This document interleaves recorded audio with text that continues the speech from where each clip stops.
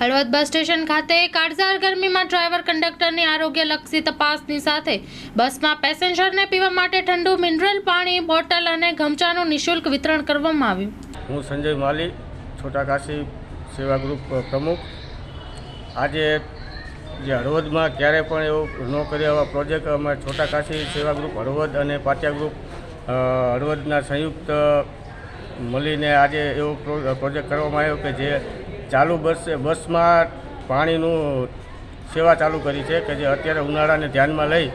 અને પેસેન્જરોને જ્યાં ત્યાં પાણીની તકલીફ ન પડે એના માટે કંડક્ટરો અને ડ્રાઈવર સાથે સંયુક્ત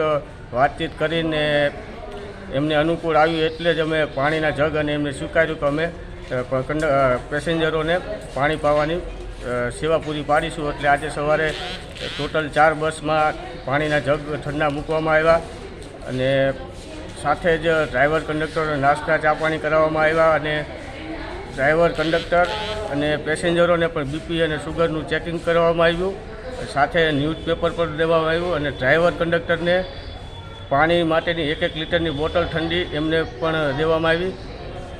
અને સાથે ચા પાણી નાસ્તો બધો જ કરાવીને આજે આ કાર્યક્રમમાં અમારા જિલ્લા ભાજપ પ્રમુખ રણછોડભાઈ દલવાડી જેવા કે બધા જ આગેવાનો નાના મોટા બધા જ મિત્રો સાથે મળીને આ કાર્યક્રમને અમે સફળ બનાવ્યો।